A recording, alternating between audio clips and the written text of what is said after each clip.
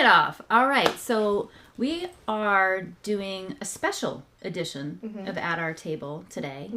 Instead of being the hosts, we are going to do an interview with each other. I'm going to spend some time interviewing you. We're going to reverse the role. You're going to interview me. Yeah. So I think I'll kick things off first. Okay, let's do this. So one thing I've really enjoyed in this whole process is coming up with questions. Maybe hair in my mouth. Dog hair. And I think our questions are getting better and better all the time. But you and I are at two different stages of life, obviously, age-wise, career-wise, adult lives. And so what I want to know for you right now, where are you in your life?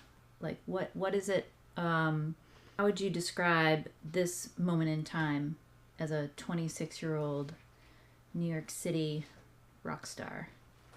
Thank you so much. I think that now, as my astrologer told me, I feel like I've kind of, until this point, from college until this point, been kind of just like dabbling and doing whatever and trying to figure out what I wanted to do and what I am good at and what I enjoy doing. And I feel like now it's kind of like, okay, playtime's over. Like, now you actually have to get serious and figure something out. And everything feels very aligned and feels very like it was meant to happen at like this point. Coming together. Yeah. I always wanted to be successful at what I was good at, and really the only things that I'm good at are talking and like being funny and being engaging. Well, I think you seem very comfortable here in our home-based podcast studio. You're comfortable in front of the camera. So let's stay here with where you are right now. What's most important to you right now? What do you prioritize? I feel like I'm in therapy. I prioritize family now more than probably I ever have. And I prioritize my career. Yeah. Yeah. Because I feel like I have a lot of friends that are like, when we graduated, it was like, I just want to like get a job. I don't really like care what it is too much. I just need You to, said like, that. No. Or they said that. They said that. Okay. I just need to like do something, make money, obviously. I think some of them are like, I like don't really care to have a career. I just want to like get married, have kids, and not work. Really? After going to school, 4 years of school. Right. That's so funny. I never felt that way. Because as I say a million times, I don't know if I ever want to get married or have kids. I probably will. But I always was like, no, what do I want to do in my life? And like, what career do I want to have? And I want to make sure that I had a long career. So that's why I think I've taken this time to figure it out. Yeah. And do like what felt right. Rather than maybe what was the smarter option or the more stable option. Right. Because you went to Indiana University and you studied, Criminal justice and psychology. What did you think you were going to do with that? I thought I was going to be a criminal defense attorney. Or something in the criminal field, because when I was in high school, Patrick started having like Patrick's my younger brother, as we've talked about, really bad outbursts and really bad like behavioral issues. And I just remember thinking, there's so many people that are incarcerated that are struggling with these issues, and like just because they committed a crime doesn't necessarily mean they're a bad person. They need help. Yeah. And so that was my like motivator. Really? For that. Oh, I don't think I knew that. So that's why I only wanted to do criminal defense. Okay. Every other type of law, I was like, oh, get out of here with like contracts and like personal injury. Horrible. Litigation. So then during college, all my internships were with this one attorney, Jen Tenard. She's the best. She's a judge now in Connecticut. Then she was my first job after I graduated. But at the time, Patrick was going through like a really intense phase. And it was just too much in my personal life and in my professional life. Because everything that I was dealing with at home, and I was living at home at the time, yeah, was also what I was like consumed with during the day. Yeah. Then I was like, I don't want to go to law school. I'm going to go crazy. I'm going to lose my mind. And I had like literally not a psychotic break, but I had like a moment. An aha moment. An aha moment, but it was like a 4-month long panic attack. Yeah. And then I moved to New York City. I found a woman in the liquor store near my apartment, and she was doing a sample for this canned cocktail beverage, and I was like, are you hiring? She was like, honestly, yeah, email me. And so I did, and then I started working in canned cocktails. Food and beverage industry. Food and beverage. That was your entree. Yeah. And then I went to really like food and beverage. Yeah. And worked for a hotel and for a hospitality group, and now I'm here. In the city, which is real deal stuff, real deal customer service, and crazy shit. I think you've learned so much in such a short period of time based on the knowledge and the real world experience you're bringing to our new business enterprise. Thank you. I mean that. So let's talk about going back in time a little bit about what do you think you've shared what has shaped you in the direction you thought you were going to pursue in higher ed, but what do you think shapes you and how you see the world today? So big question, right? Think about that. But like let's go back into childhood. Let's talk about your mom and dad and their backgrounds. And has any of that shaped you? For sure. Have there been, I'll just give you a few more things to think about and let you go, but like, have there been experiences, moments, travel, hardships, joys that you think really define and help you think about your perspective on the world today? I mean, obviously everything with my family probably is like the number one thing that's shaped me. With my family, obviously you guys, but more so with my parents and your upbringing. My brother. Yeah. And, but I also think my friends growing up, like I was saying this to one of my friends from high school a couple of weeks ago. I was like, I feel like so much of my personality and like who I am, I can see came from you and like your friends. My friends. Yeah. And I feel like there's like, when you grow up surrounded by, I had such a good group of friends, and I feel like we all kind of like morphed personalities. And I think that I'm like a pie of so many friends that I've had throughout the years. I feel like that's probably my number one. That's wonderful. Thing. Not a lot of girls can say that. Yeah. I think really? I don't think so. I mean, we'll talk about my background when you interview me, but I think that's a really interesting observation. I think you're one of the first people I've heard say that. Yeah. But I think it's lovely. I also have always held my friends to like a really, not a high standard, but I hold them very close because when I was growing up, my family was so like chaotic. Yeah. And so a lot of the time I would just like go to my friend's house and would rely on them for that stability. Makes sense. Yeah. I mean, obviously I had like falling outs with friends and we had so much drama all the time in high school. What? High school drama? Never heard of it.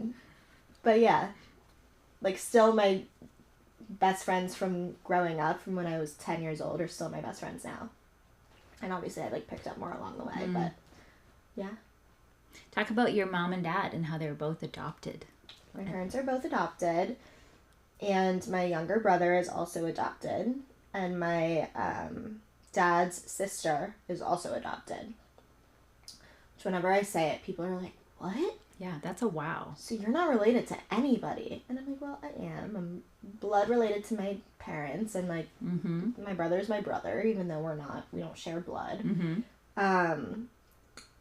But yeah, they're both adopted. My mom is adopted from Munich, Germany. She grew up basically half in Germany, half in the U.S. And then my dad is adopted from New Hampshire, and they met in college and decided, obviously, it was important to them to adopt when they started a family. So they had me first. It took them a long time to get pregnant with me. I'm a miracle baby, whatever. In one embryo, it was me. And then after they had me, they adopted my younger brother. So I kind of grew up with like a, I don't know if it's a non-traditional situation, but it was like I didn't have the culture that I think a lot of other people. Yeah, well, your ancestry is very different, right? That's probably the difference. Is like the family tree is like, well, yeah, like I had to do a heritage project in 7th grade, and I was like, "What do you want me to do for this?" I could go 2 ways. Right. What did you do? I think he had me do my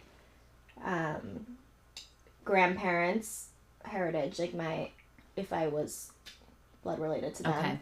And then he had me do like a page on Germany and a page on Russia. And I was like, oh, this is like so annoying. I shouldn't have even asked you.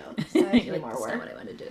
But I don't think of it as something that's so abnormal. But when I tell people, they're like, oh my God, I've never met somebody with more adoption in their life. Do you think, though, for your parents, I guess, being a little introspective or psychoanalyzing them, do you think being adopted has shaped who they are? Totally. I think they're both very grateful for their adopted parents, who obviously they say are their parents. Yes. And they've my dad has met, which he I think spoke about in his episode, but he has met his birth mother, but neither of my parents really had any desire to, and my brother too, desire to create a relationship with their birth relatives. But I think that they're very, very grateful for their parents, for their adopted giving them parents. the life. Giving them the life that they have. Yeah. And also, I mean, even like, this might be like TMI, but growing up, my mom always was like, she's very,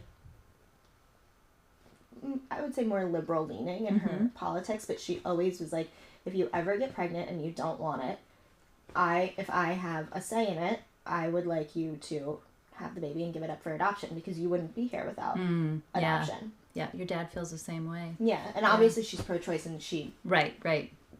Do whatever you want to do, but for her kid, if that were ever to be a situation, she would want me to handle it that way. Yeah. And I was like, are you out of your mind? I'm not doing that.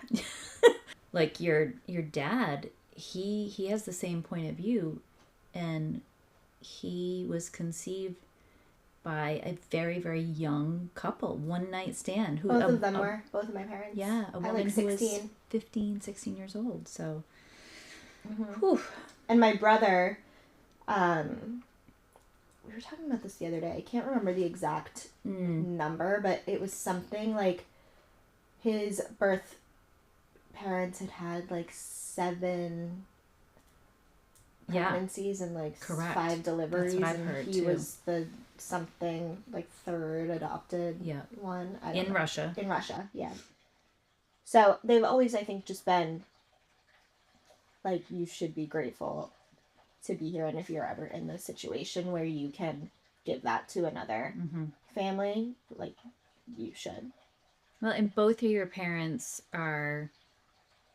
they were so well nurtured and loved as if they were blood, by, I know your dad obviously much better, but I can see in both of them that they were given beautiful, beautiful homes, and doesn't always work out that way, but certainly good for them. They're also just very giving in general, both of them, like, in whatever capacity it is, whether it's financially or with time or just like doing, like, my mom is driving some lady that she works with at the food pantry to her surgery today.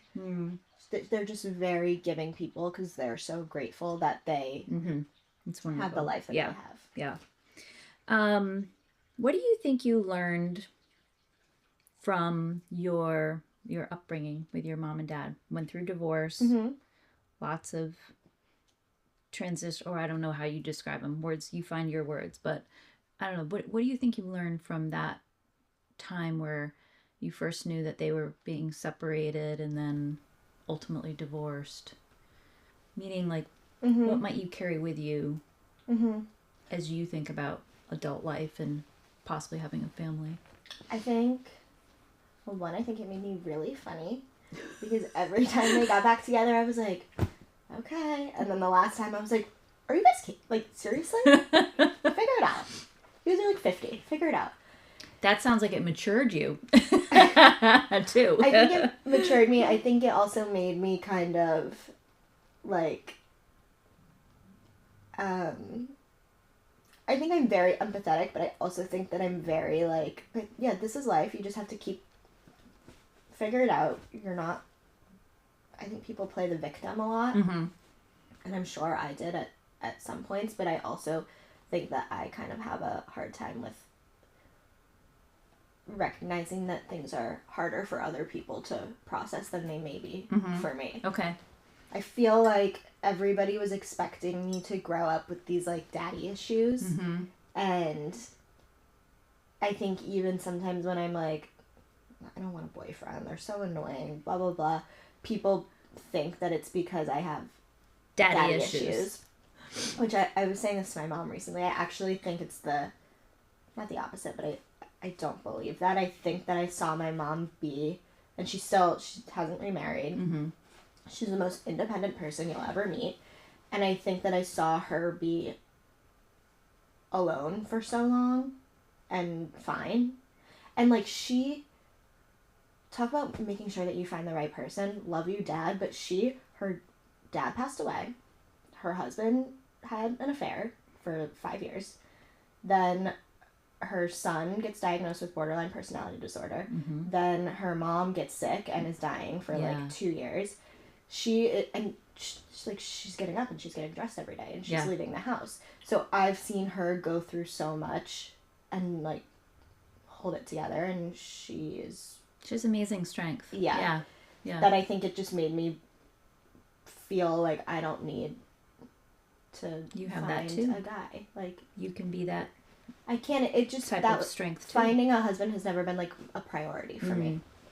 Where I think for a lot of no that there's anything wrong with it, but for a lot of people it is. And if there's something that I don't like in someone, I'm like, okay, then you're not my person, and that's fine. And if I never find him, fine. Yeah.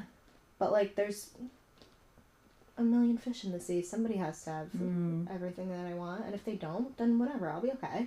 Well, in the family, we're all like, we cannot wait to see the guy that rocks your world, because we're going to be like, oh, there's a different version of Lindsay. It's going to happen. I know it will. Can we talk about you being a dancer? Yeah. I never saw you dance. Yeah. It would be one of the things I would say I'm sad about, in that our relationship started after your dancing career, whatever you want to call it. But your dad would share with me videos and pictures, and to me I was like, oh, I can just tell she's a beautiful dancer. I wish I'd seen that. Thank you. Yeah. I was a dancer from when I was 3 to 18, so like 15 years. Did you like it? I loved it.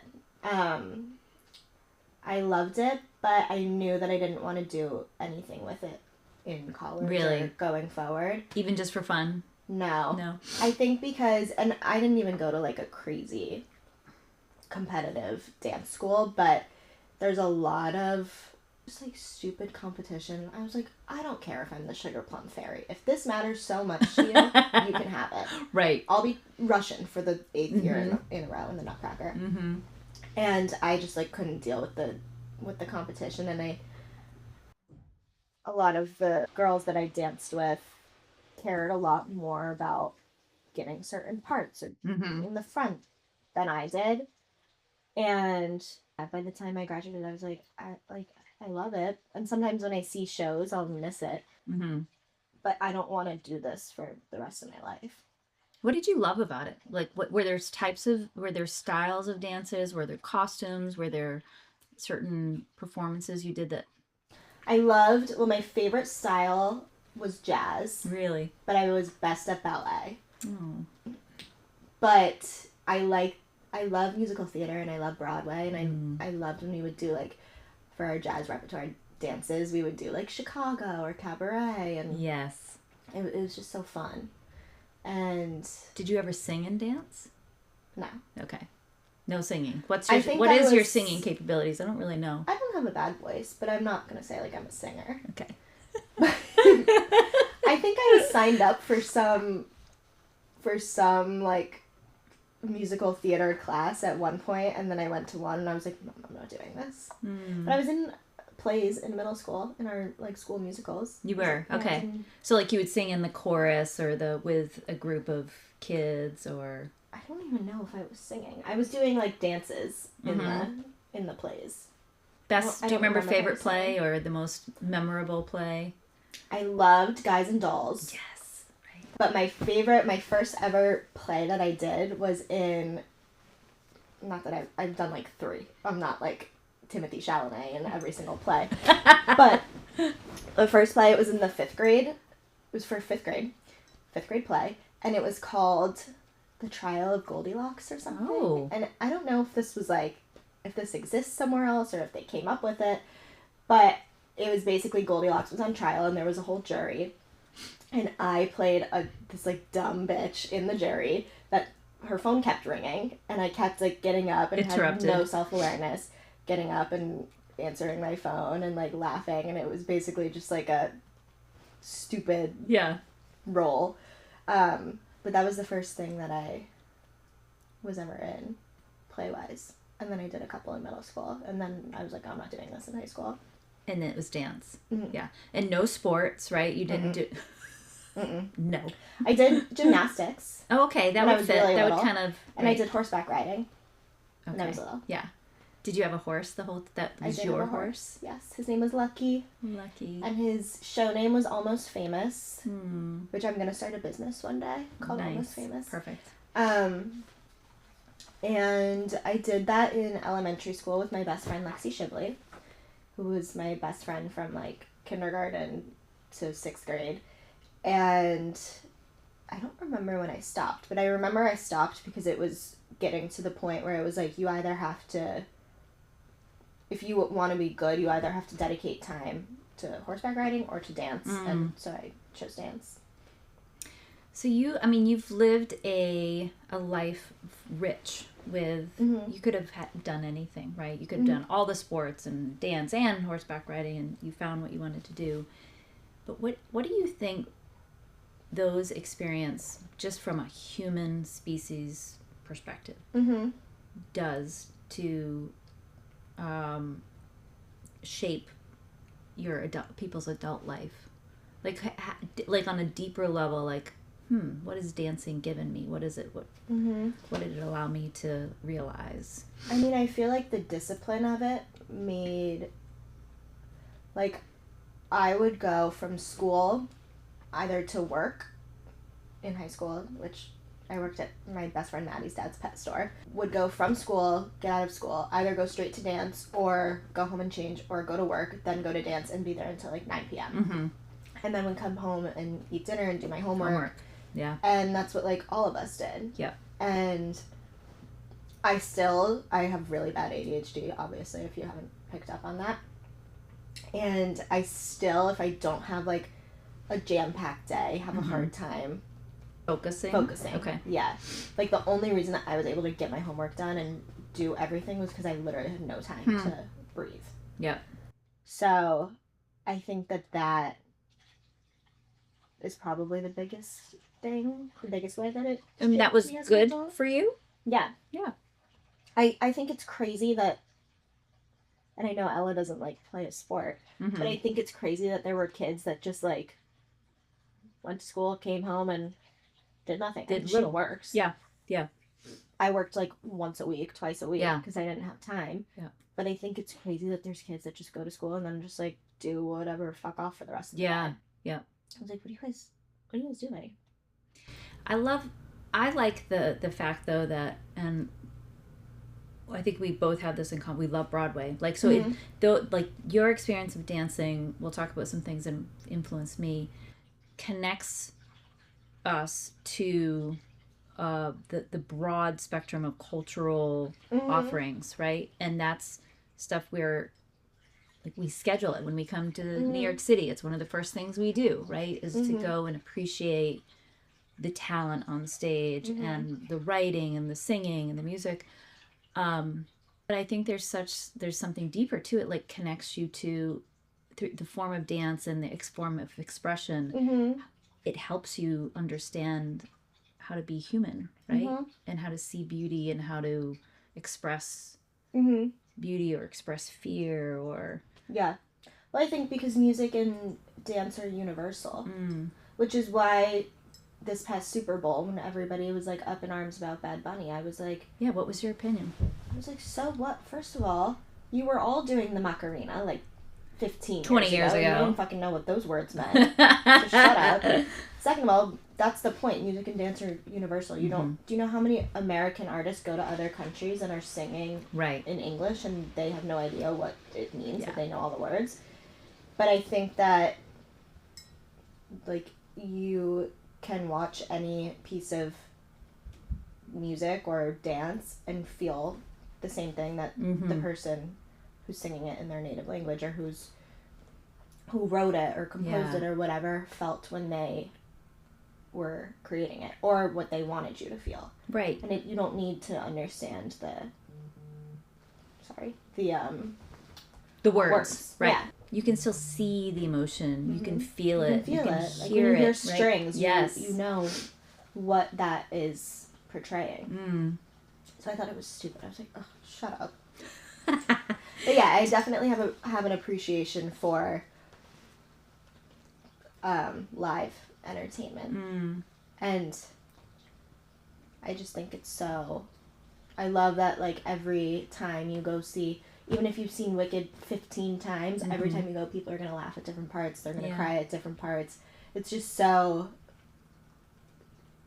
It just, I feel, is more meaningful than some other medias. Do you want to learn to play an instrument someday? Is that anything you're curious about doing? I actually have a very good ear with piano. Okay. I played piano when I was little, and then I played violin. You did? In 4th and 5th grade. Okay. And I hated it, and I wanted to quit so bad. And my mom was like, no, you signed up for this. You can't quit. You have to see it through. Gotta see it through. So I did with Mr. Crane, I think his name was, my orchestra teacher, and it was horrible.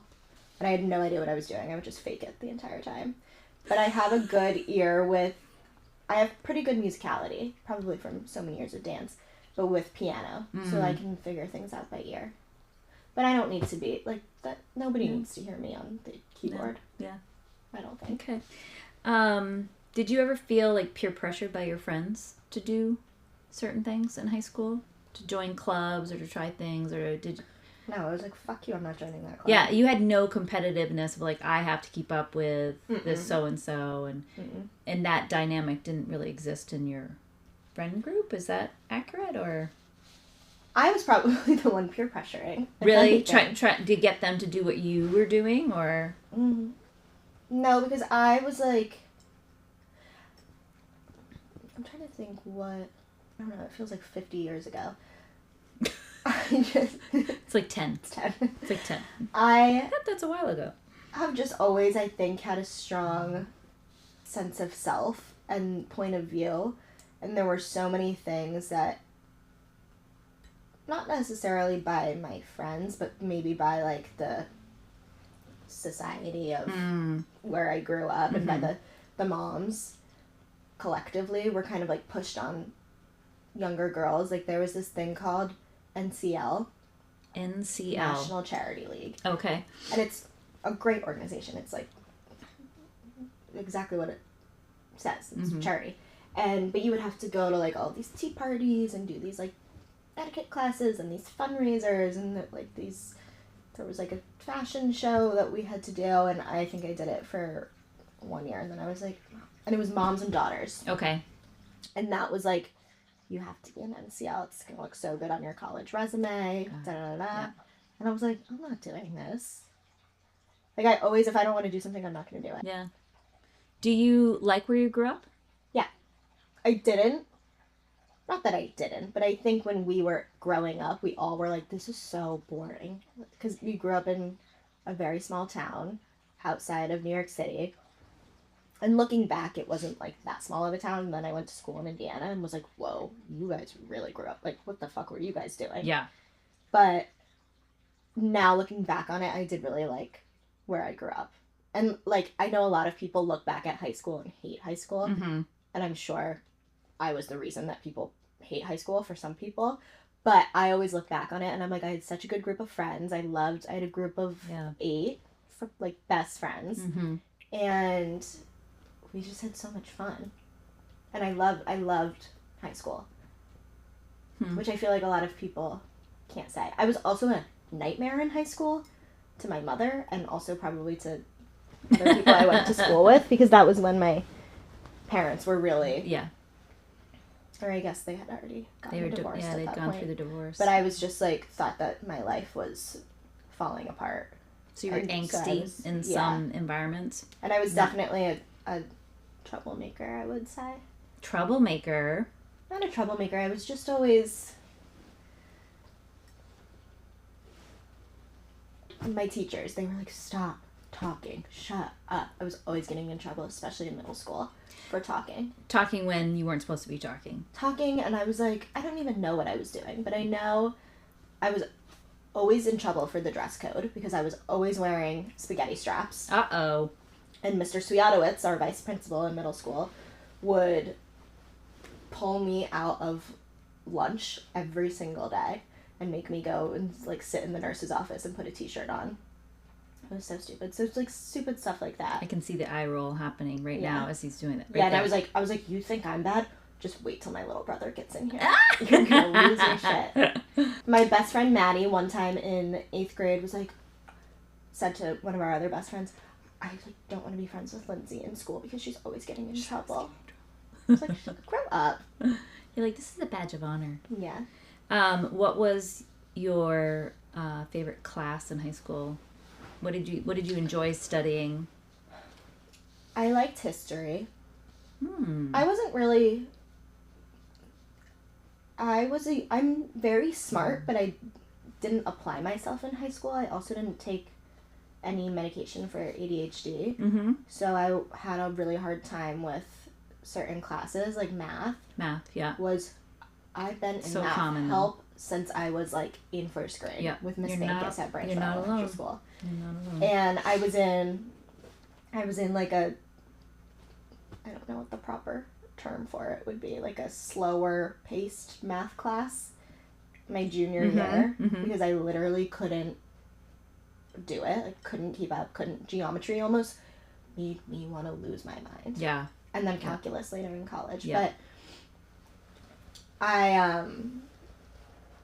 I would put off studying a lot. I really didn't try at school at all. And I somehow, like, made it through and I was fine. But I think if I had been medicated and had that as, like, kind of a crutch, I would have done a lot better. But I liked history. I took a criminal justice class. I actually liked statistics. I was really good at it. And I liked science. Hated English. It's like, I'm not reading these books. I don't think I ever read a book in high school. But you read now, though. Yeah. For pleasure. I've been reading the same book for 6 months. But I used to be, like, kind of a loser in elementary school. What do you mean? Anyone that went to elementary school with me, I had these tiny little glasses and a big curly blonde afro. And oh, you sound adorable. Then I was so, like, reserved and teacher's pet. And then as I got older, like, my glasses got a little rectangular and my hair got straighter. Yeah. And then something in middle school, I don't know, maybe because my parents were like, we're together, we're not. I became more outgoing and, like, funnier and stuff. Finding your people, your friends, your safety kind of net. I mean, I think I've always had really good friends and, like, a really strong friend group or couple of friends. But in elementary school, I was just so much quieter and more shy and more reserved. And, loved school. Were you, like, a late bloomer? Like, were you kind of one of the last to, like, develop the femaleness of yourself, boobs, No. and... I got my period in 6th grade. Oh, so you were on the earlier side for your... I got my period in 6th grade, and I was so tall and had huge boobs, but, like, this Really? is how tall I was, and these were the boobs. I haven't grown since. No I got my kidding. period when I was 12. Wow. It was the worst day of my life. I cried. I didn't go to school for a week. Oh, my gosh. My parents got me flowers and a necklace. Mm-hmm. It was horrible. My mom was like, what are you crying about? You're a woman. Aren't you excited? Now, why do you think you were so upset about it? I was like, my life is over. I'm going to be bleeding 24/7. Like, this is terrible. Did I you don't know. come to a different place with this part of your No, I still hate identity? it. I still hate it. I got it when I was at dance, and I had this one friend, Carrie Broder, and she would make me laugh so hard that I would pee my pants a lot. And so she made me laugh. We were at dance, and I was always getting kicked out of class for talking, and I would have to go sit in the lobby and, like, think about what I did. And she made me laugh, and I was like, oh my god, like, I just peed a little, but it's fine. It's fine. And then I got home, and I was like, Mom, my butt's bleeding. Oh my And gosh. she was like, Oh no, not that. no, your butt's not bleeding. Yeah. You got your period. And I was like, Oh me? I was like, no. You don't understand. I'm not getting my period. Right. This is crazy. Like, and then it was waterworks for the rest of the week. You're like, denial, this is not It was happening. horrible. Were you like the first in your group Yes, of friends? I didn't tell anyone. Oh my gosh. I didn't tell anyone for a year, Yeah. and then my mom told Lexi Shibley's mom, and Lexi Shibley confronted me about it. Were you devastated? Horrified. Horrified. It was terrible. She was like, your mom told my mom. I was like, this is the worst day of my life. So, how many of your friends are from high school that are in New York City? My 2 best friends. Okay. My 3 best friends. One's in Brooklyn. Okay. And then the rest of them live in Connecticut, which, I mean, we don't talk, like, every day. Mm-hmm.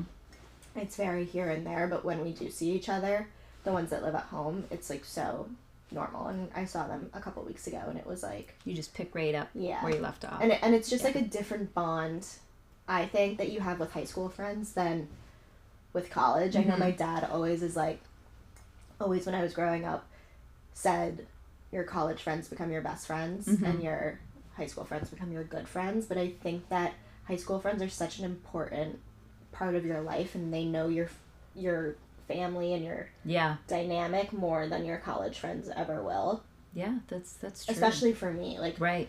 anyone, even if they weren't my best friend in high school, it's like I don't have to tell a whole they know story. the family dynamics. Yeah. So I think it's no matter what, whether we're talking, not talking, it's always going to be like some of the deepest friendships that I'll ever have. So as you guys you're living in New York City now, as young adults, like, what do you guys talk about, like, what's going on in the world, or in the world of, like, politics or technology, meaning AI, what's happening there, what's happening with the earth, what are the things that come to the cocktail conversations or hanging out conversations? Well, I have a very diverse group of opinions. Really? I would say. Mm-hmm. Especially, like, politics-wise. Okay. I went to school in Indiana, and a lot of my friends are from that part of the country, so they just have a different, like, belief. They lean more conservative. System. Yeah. Generally. Yep. Than I do. And in my friend group from college, there were really only 2 or 3 of us that leaned more liberal. Okay. Which obviously during 2020 it was like a whole thing. During there COVID? were so many just stupid arguments about politics and around the election. Do you find you are more moderate, or are you leaning in one direction or another? I think that I usually lean more liberal. I think that ideally, like, yeah, we would all be moderate. Mm-hmm. but I kind of just go with like what I feel is right and wrong, and kind of don't really pay attention to whether it's like a liberal or a conservative. Put a label on it. You don't, thought. Yeah. Yeah. And normally what I identify with tends to be more liberal. Yeah. But I try to read things that aren't just one side. One side. Yep. Gotcha. And I try to like ask my dad his opinions on things because obviously he is smarter than me and knows more. And he tries to read. He reads both everything. Perspectives too all the time and comes to his own conclusion. Transparently, our drive ran out of storage, so we are refilming. Refilming, we think the last 15 to 20 minutes. Yeah. So if it's a little choppy, bear with us. Yes. Also, I'm a little echoey in the clip we found out. So hopefully I'm better here. All part of our production learning, which has been fun. But also like, we have to hit record. Yes. We have to turn the mics on. Right. So let's go back and talk about what I was curious to know more about is what it's like living in New York City. You have a few friends from high school that also live there, and like what does your generation talk about? And I'm more curious about, do you talk about what's going on in the world, or politics, or points of view on maybe some of the harder things that are happening in the world today? We do. I think that I like to ask questions and talk about those things more than maybe some of my other friends. Just because I think that sometimes it can lead to like arguments and uncomfortable conversations, and people don't like to be uncomfortable. Has it led to like any big fights? Yeah. Yeah. Moments where like people storm out in college. Really? Yeah. But I think that, I mean, we kind of have to talk about it because it's all over the internet. Everyone has something showing up on their either TikTok or someone they know is posting something. So it's kind of a natural part of our conversations. But I mean, we definitely try to stay away from like big debates because at the same time we're all 26. We're not like, you know, historians or politicians. None of us studied this in school.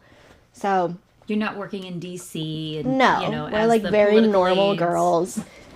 And we just talk about like things that come across our desk. And I think that people still, based on where they grew up and who they grew up around, have their perspectives, and that's fine. But I feel like it's really important to keep talking about those things because we're so divided as a country, and the only way to make that gap smaller is by talking to one another and understanding people's points of views and like getting context into, okay, you feel this way, I think that's insane, but why do you feel this way? Yeah.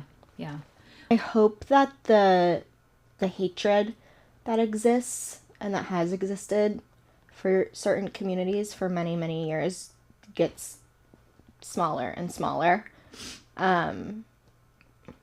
Obviously, like, I don't know enough about economics and international affairs to have opinions on that.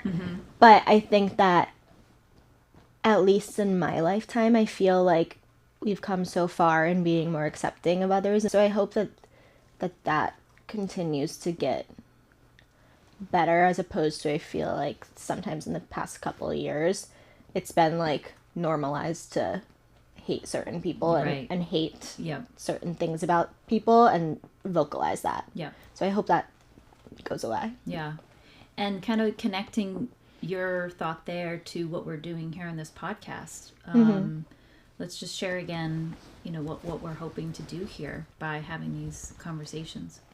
Well, I hope that people hear different people's experiences and different people's lives and of different ages and backgrounds and professions and whatever else. And I hope that people just talk to each other more, because I think that we've kind of lost the art of like human connection and conversation. Everything is so meta now and so virtual that, I mean, like the best teacher in life is our relationships and talking to one another. And I feel like that's the only way that you really understand people and develop and continue to grow. Right. Working through the perspectives in human face-to-face conversations, right? Versus hiding behind your phone or through text or lashing out on somebody. And even through a digital tool of sorts. And I mean, I do this too sometimes, but getting in an Uber, getting on the train, and you just have your headphones in and sunglasses on and you don't want to talk to people. I was on the train a couple weeks ago and there was this older guy that sat with me and he was just chatting away. And I was like, this is so nice. And I am guilty of that. I'll talk to anyone, but sometimes I'm like, I don't want to talk right now. But it really is, it's like an art form. And I learned so much from this 85-year-old guy from Egypt that was going to visit his friend from volunteer work in Stanford. And it's just like, you have to talk to people. So that's what I hope that people watch this and make a more conscious effort to talk to people in their life. That's what we're aiming to do. Okay, let's go into our rapid fire. Okay. Coffee or matcha? Coffee. And how do you like it? Iced vanilla latte.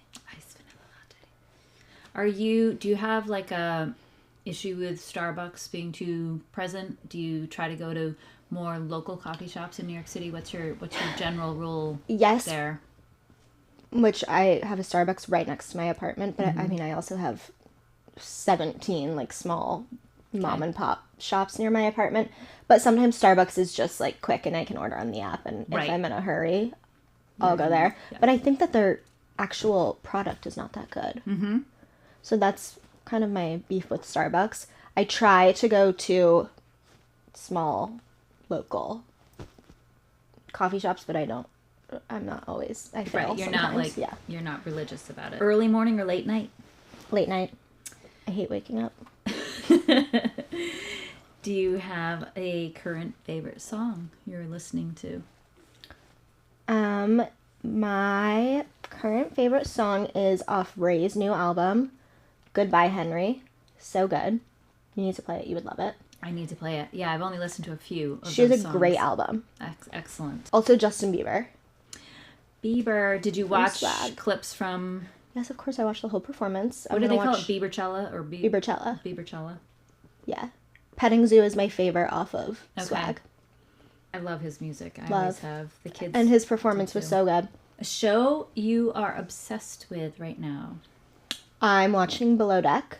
I'll have to check it out. That's so funny. It's a series I haven't ventured into. A comfort meal you could eat any time of the day? Soup. Soups. Any soup. I love soup. Beach or mountains? I really don't know. Because, like I said, the last time we recorded, I'm really ugly at the beach. I can't believe you My say hair that. is so curly and it's everywhere. Sand is everywhere. Sand, yeah. I'm just like an ugly person at the beach. But I think I like to be tan more than I like to... What am I doing in the mountains? I know, that's what I'm wondering. You're not skiing and you don't really like hiking, but... No. I like the vibe of the mountain. Right. The smell of the air, the pictures of the mountains. What's a place you feel most like yourself? With my friends. With your friends. One thing... Oh, I didn't ask you this last time. One thing people assume about you that isn't true. Curveball for you. That I'm meaner than I am. Or maybe maybe less... I think people think that I'm more shallow, maybe, than I actually am. Okay. Or less empathetic. Spend some time with her, get to know her. Yeah. If you could live anywhere for a year, where would it be? Amsterdam or Costa Rica. Ooh. I've been to Costa Rica. Have not been to Amsterdam. Why Amsterdam? I just love it there. I love it. You've been? Yes. Okay. I had the best time. It's not even about, like, any, like, particular thing that I did there. It's just the vibe. I love the vibe. The air is the crispest air you will ever breathe. It's insane. Everyone is just so nice, but not in, like, an overbearing way. It's the best. I love it there. You went in the summertime, right? Yes. Yeah. Yeah, okay. and it was like cold. I loved it. Interesting. I love the cold. Okay. A purchase under $100 that has improved your life. My eye mask that I wear every night. My drowsy eye mask. It's like a thick sleep mask. And it covers your ears and it covers your eyes. And it's like not weighted, but it's just so much material that it kind of feels weighted. Nice. And it's like puffy, fluffy. Yeah. It's the best. I sleep with it every night. I might need to try that for You have to. And it's silk. nights where your dad's snoring. Yeah. Oh my god, I would smack him. Mm-hmm. What's always in your bag? Lip product. Multiples, right? Multiple. Yeah. Yeah. A quality you admire in others. The ability to, I'll say, like, be more gentle about things. I think sometimes I'm a little harsh and abrasive, and I would like to sometimes pull it back and be a little more. Who's that person that you Gentle. admire that does that well? So my friend Sophie, Okay. one of my best friends, Sophie, is really good at that, and she's really good at approaching situations in like I'm minding my business, you do whatever you need to do, and then when it doesn't work out, I'll be there type of way. That's a great friend. Yeah. That's wonderful. If you, if your life right now had a title, what would it be? What did I say last time? You said Queen of... Just get over it. Just get over it, I guess. My first one for you was Queen of Badassery. I just think you're a badass. That's one of my... If somebody you. says, describe Lindsay, I'm like, well, she's a badass. Thank you. I don't think everyone would say that about me, but thank you. Yeah, I think that. Would you give yourself a different title? No? Can't think of one? Maybe like, shut up. It's the same as just get over Just it. get over it. Was there anything that I didn't ask you, that we didn't talk about? No, I think you covered it. Okay, well, this was fun. Barbara Walters. Well, I don't know about that, but this was fun chatting with you. Yeah. And we gave, hopefully, our listeners some more insights into you and your background. Yeah. We can't expect everybody to come on here and, like, tell all their secrets if we won't.